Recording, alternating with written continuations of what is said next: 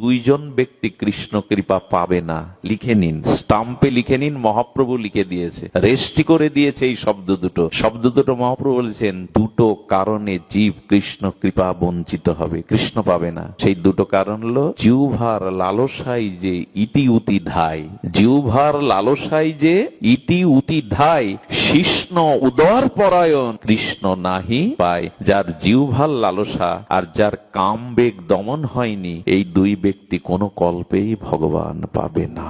এটা মহাপ্রভুর বলা।